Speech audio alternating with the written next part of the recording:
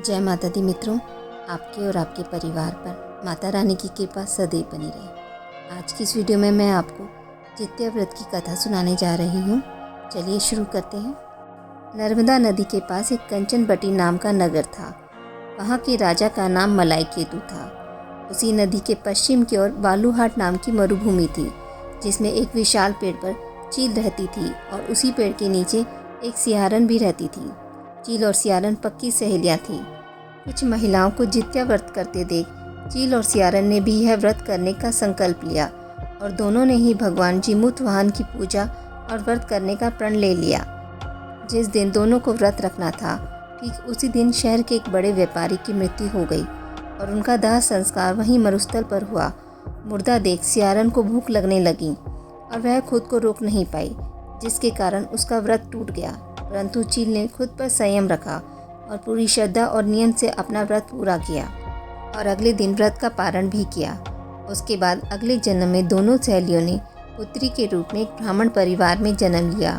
उनके पिता का नाम भास्कर था। चील बड़ी बहन और सियारन छोटी बहन बनी। बड़ी बहन का नाम शीलावती रखा गया और उसकी शादी बुद्धि सैनी के साथ हो गई। छोटी बहन का नाम कपूरवती रखा गया और उसकी शादी उस शहर के राजा मालकेतु से हुई और छोटी बहन कपूरावती कंचनवटी नगर की रानी बन गई। अब भगवान जीमूतवाहन के आशीर्वाद से बड़ी बहन शीलावती को 7 पुत्र प्राप्त हुए, लेकिन कपूरावती के बच्चे जन्म लेते ही खत्म हो जाते थे। कुछ सालों बाद शीलावती के 7 पुत्र बड़े हो गए और राजा के दरबार में काम करने लगे।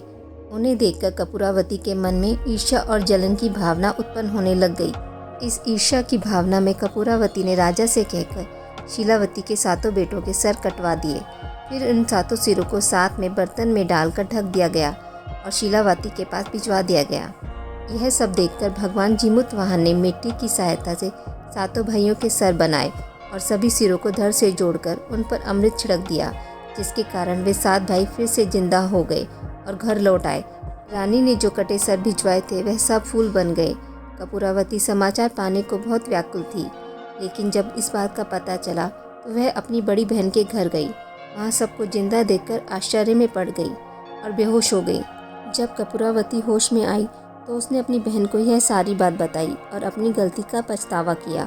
भगवान जीमूतवाहन की कृपा से बड़ी बहन को पूर्व जन्म की सारी बात याद आ गई और वह अपनी छोटी बहन को उसी पेड़ के नीचे लाकर पूर्व जन्म की सारी बातें सुनाई, जिसे सुनकर कपूरावती फिर से बेहोश हो गई और मर गई। जब राजा को इस बात की सूचना मिली तो उन्होंने उसी जगह पर पेड़ के नीचे कपूरावती का दाह संस्कार कर दिया।